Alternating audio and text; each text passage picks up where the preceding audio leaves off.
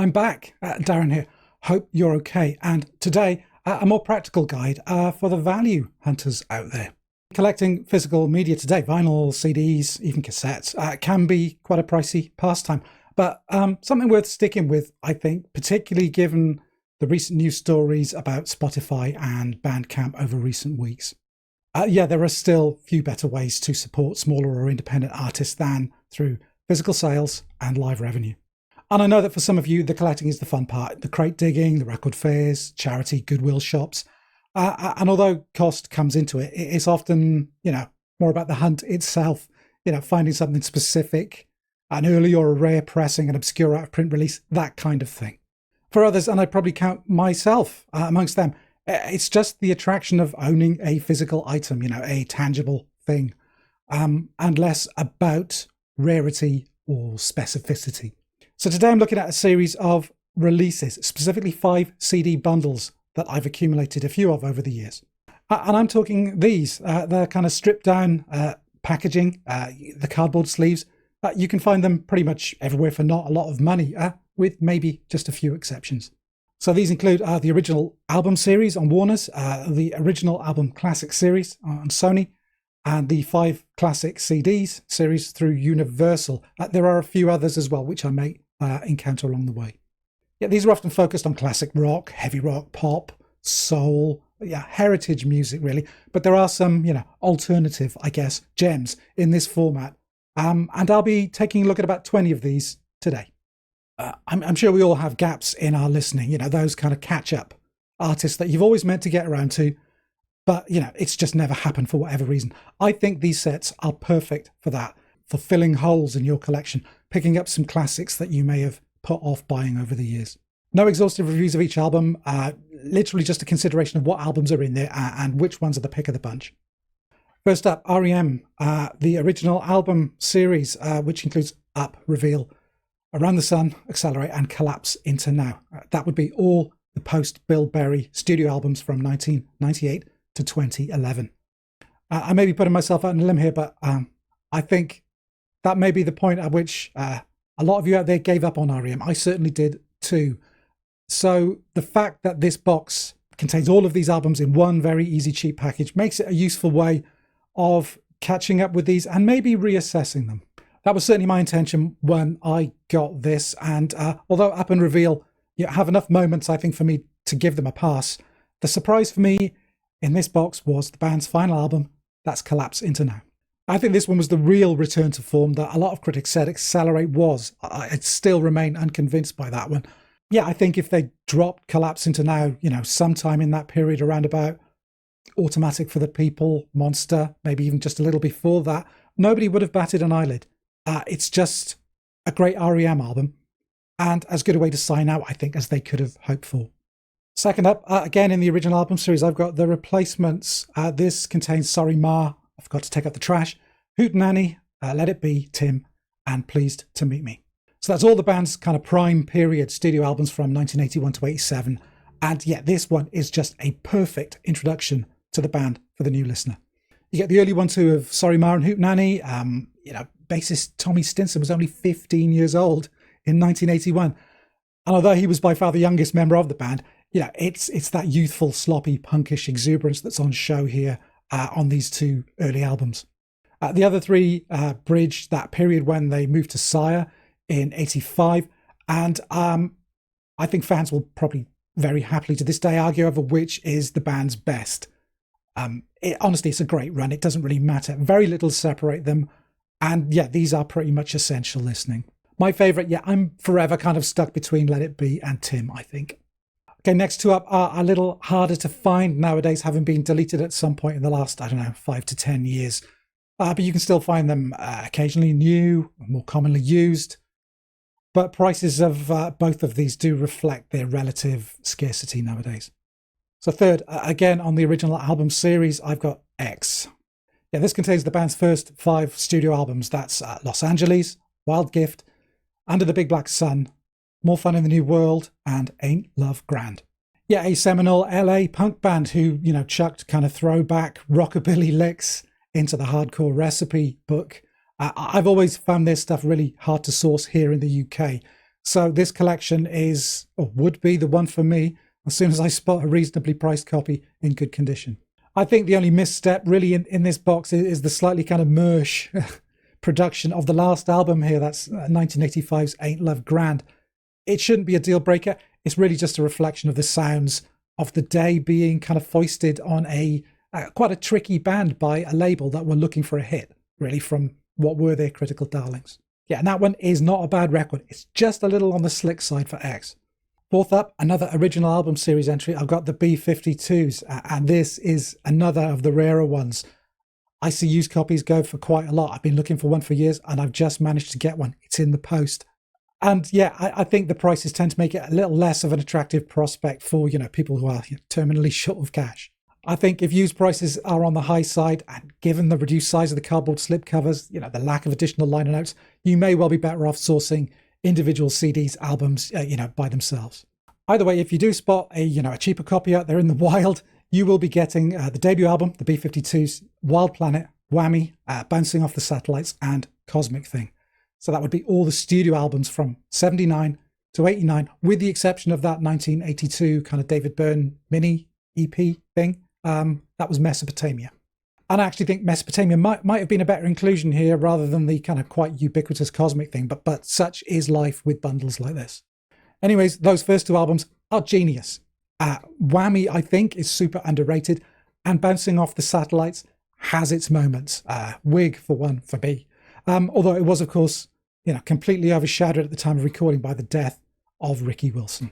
Continuing with this kind of mini section of this list with the slightly more collectible entries in the series, here's the first British act on the list so far. This is the original album series Buzzcocks. You can probably expect to pay about £25-35 for a clean used copy of this one at the moment, but it contains another music in a different kitchen, love bites, a different kind of tension, the entertaining Friends live album, and All Set. So that's the three late 70s studio albums, all of them absolute genius, a 1979 live album, and 1996's All Set, which was, I think, the second album of their 90s Reformation era. It's actually not too bad. Yeah, I think if you grab this box and the 1979 Singles Going Steady compilation, you'll probably have all the Buzzcocks you'll ever need, with the exception of that debut Spiral Scratch EP. Back to the land of the truly affordable now. As far as I know, these are all still current releases, so should be readily available in the £10 to £15 range. Sixth up, another original album series one. I've got Stiff Little Fingers. Yeah, a great first wave punk band from Belfast, Northern Ireland. And the band's first 5 studio albums are here. That's Inflammable Material, Nobody's Heroes, the live album Hanks, Go For It, and Now Then. Yeah, a really big influence on subsequent generations of, pop punk bands. I think Stiff Little Fingers differentiate themselves with this, very strong, absolute political conviction, fury, and a passion. And a bit of a rarity for a live selection in these boxes. They're normally filler. I think the inclusion of Hanks here, a 1980 live album, is a real treat. It's just a really great document of, a live punk band in their prime. And I think it's one of the best live punk albums you'll find. I think only 1982's Now Then sounds a little bit weaker than everything else here, but a 4 out of 5 hit rate for these kind of mini boxes is easily good enough for you to consider, buying one. Seventh up, and again from the original album series, I got Echo and the Bunnymen. And come on, this one needs very little to recommend it beyond Crocodiles, Heaven Up Here, Porcupine, Ocean Rain, and that self-titled album from 1987. That's 5 albums over 7 years, a glorious run of doomed romantic post-punk that's probably up there, I think, with any of the UK contemporaries of the 1980s. The main reason for not owning this, other than just not liking them that much, I guess, is that you probably own a couple of these already, and it's easier to just fill the gaps. That's fair enough, but for anyone else, here's your Bunnymen intro, and then some. Eighth up, and again, another original album series one, I've got the Jesus and Mary Chain. Another no-brainer, this one, maybe. I don't mind their 90s stuff, but for many, the Mary Chain are all about those first 2 records, which are both here. Yeah, this includes Psycho Candy, Darklands, Automatic, Honey's Dead, and Stoned and Dethroned. I'd say if you've already got the first two, yeah, pick up whichever of the others, you need or you prefer. Personally, I could live without Stoned and Dethroned myself. I would have much preferred the Barbed Wire Kisses B-side rarities collection instead. But yeah, again, that 4 out of 5, 4 out of 5 goodies makes this a no-brainer if you are Mary Chainless. I think Automatic and Honey's Dead have plenty to recommend them. So ninth up, and on the original album Classics series, I've got Teenage Fanclub. So following the Mary Chain, keeping it Caledonian, here we have Bandwagon-esque, 13, Grand Prix, Songs from Northern Britain, and Howdy. Still readily available, this one, and this is all the band's major label studio stuff up until the turn of the millennium. Yeah, I think bagging this one, and if you could find the debut album, that's A Catholic Education, that would bag you everything you need to kind of get you up to speed with the fannies. First three here are that kind of perfect bubblegum grunge meets the sound of young Scotland thing. Yeah, a very kind of sleepy, folky, power pop hybrid. I don't know, Crosby, Stills, Nash and Young Fresh Fellows? No, maybe not. How about a Scottish Lemonhead? Maybe that's a better fit for them. Anyway, of the ones here, the one that I really adore is Songs from Northern Britain. That would be my pick, but Howdy is not bad either. A 10 on the original album series, I've got Ride. Another one that's kind of rarer to find new copies of now. So used, you can expect to pay 25 to 35 quid. Although I've seen the old one go for much cheaper. And you get Smile, that's a compilation of all the early EPs. You get Nowhere, Going Blank Again, Carnival of Light, and Tarantula. That's basically all their 90s stuff. Not a fan of Carnival of Light and Tarantula personally, but your mileage may vary. I think this is probably the best route to get you up to speed with Ride if you are completely new to them.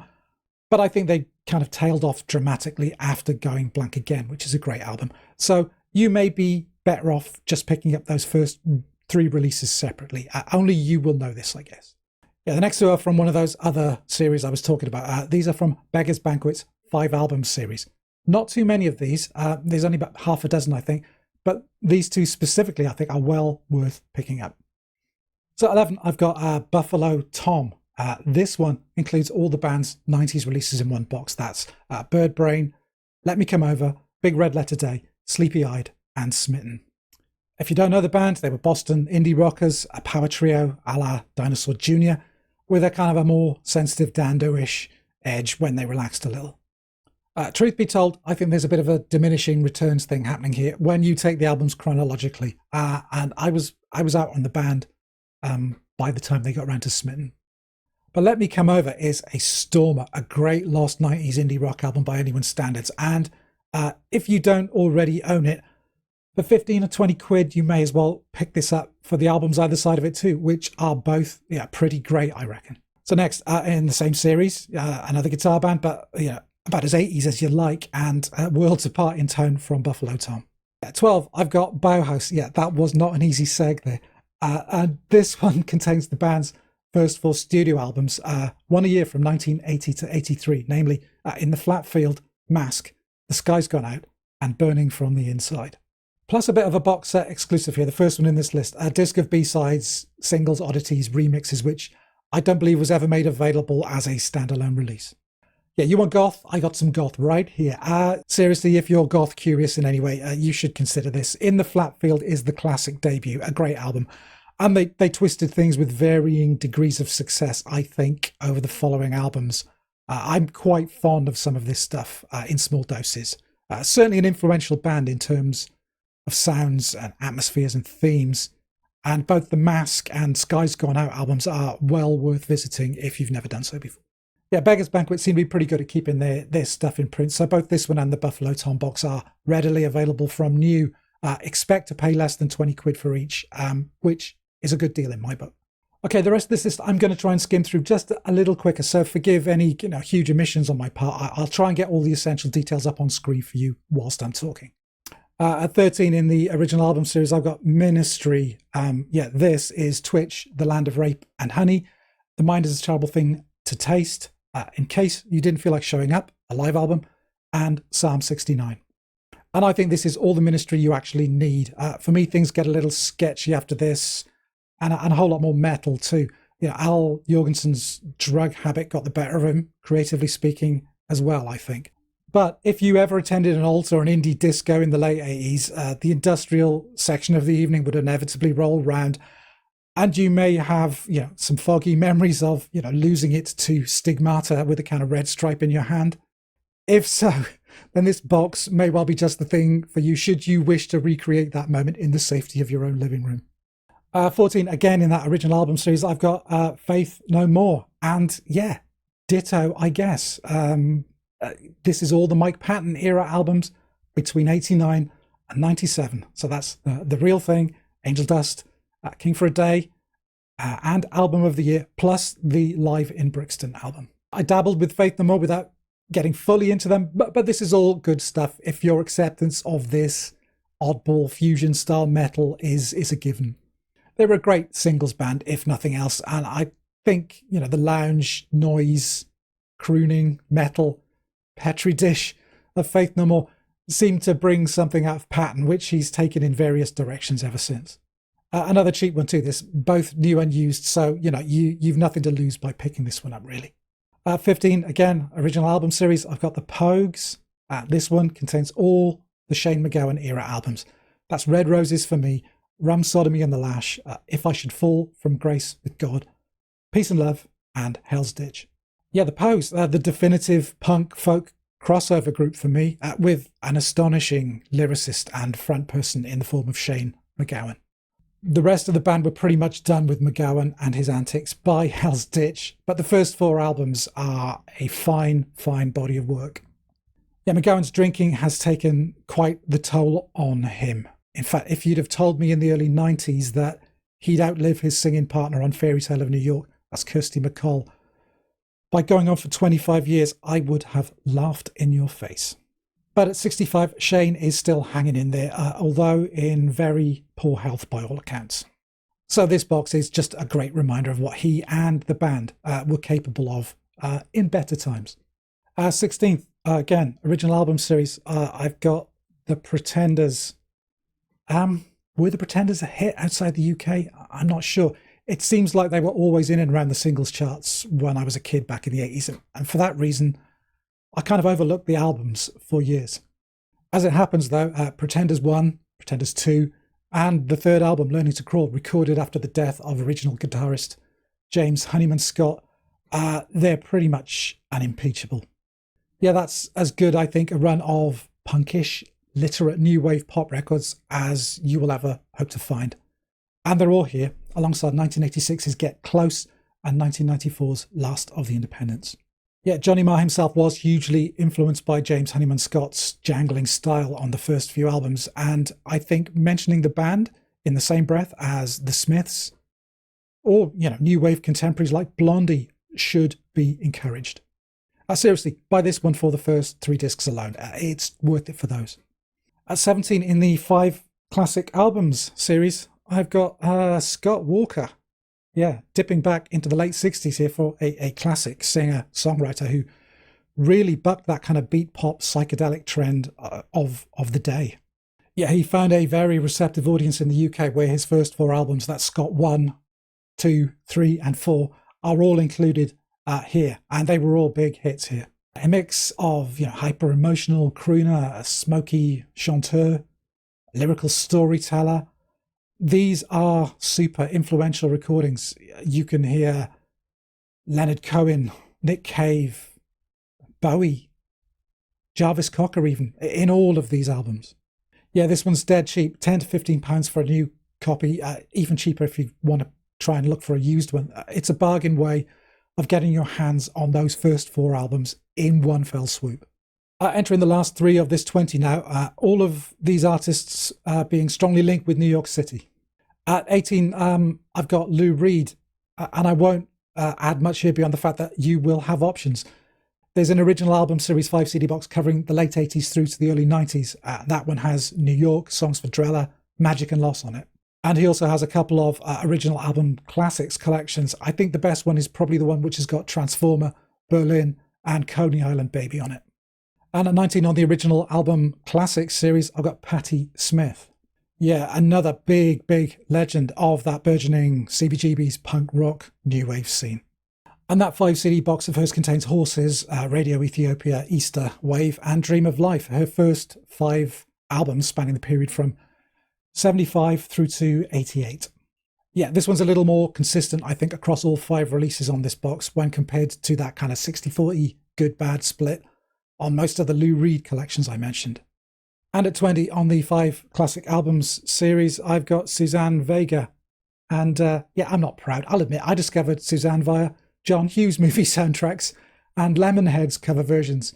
But yeah, she made quite a splash in the late 80s. I remember her getting a South Bank show special, circa about 87, 88 maybe. Anyway, this one has the self-titled debut, Solitude Standing, Days of Open Hand, 99.9 degrees Fahrenheit, and 9 Objects of Desire. Yeah, her first 5 studio albums basically, and whilst the production may veer a bit kind of adult, contemporary, smooth in places, she's a fabulous songwriter with some really interesting melodic ideas. The major minor key change in Marlena on the Wall kills me. And an intensely dreamy, painterly lyrical style. And that is 20, and that should be a wrap. But a quick shout for 2 others, which don't really fit into that alternative or left of the dial kind of mold, but which I like, and I'll recommend them anyway. So my 2 bonuses. Bonus number 1, in the 5 classic albums series, I've got T-Rex. Yeah, this is the 5 album period covering Bolan's transition from folky, hippie, flower child to glam, boogie, messiah. So that's from 68's My People With Hair and Had Sky in Their Hair through to Electric Warrior in 1971. Yeah, it's a weird and a wonderful journey, I think. I just wish that they would also package up Bolan's next phase from The Slider in 1972 all the way through to Dandy in the Underworld in 1977, as that would make a really great box too. And yeah, bonus number 2, in the original album series, yeah, I got ZZ Top, and I'm talking volume 1 here. There are 2 volumes of this. Volume 1 includes Rio Grande Mud, Tres Hombres, Fandango, Digueo, and Eliminator. Yeah, I'm generally not terribly interested in classic rock, blues rock, heavy rock, all that stuff. But, you know, there is the odd exception. And ZZ Top's albums through the 70s up to their breakthrough with Eliminator in 1983 are all fine by me. Yeah, my old bandmates turned me onto the Top, and yeah, it's a pretty simple formula. Dirty, bluesy riffing, surreal, stupid, raunchy lyrics, and a steadfast refusal to evolve in any meaningful way at all. Some great tracks on this: Lagrange, Tush, Just Got Paid, Jesus Just Left Chicago, Cheap Sunglasses, Smart Dressed Man. They're all here, and I'm on board for it. So that is that. Yeah, not the kind of sexiest, most exclusive laden boxes, but they fill a need. You know, they get you up to speed for not much money in a kind of, I think, quite a cute, compact format. I know they're compromised by their size with regard to sleeve art and liner notes, but I can let that slide. I like them. They have the feel of, you know, a pack of cards or something. And for a few square inches of cardboard and plastic, they pack in an awful lot of music in a very tight space. How do you feel about these? Do they serve a purpose for you, or are they just kind of, you know, cheaply packaged stuff that you could buy elsewhere? Yeah, let me know in the comments below. As ever, certainly if you've reached this far into the video, I very much appreciate your support. Give me a thumbs up if you've enjoyed the video, and yeah, please subscribe if you'd like to see more of me. But in the meantime, yeah, that's it. You take care, and I will say bye for now.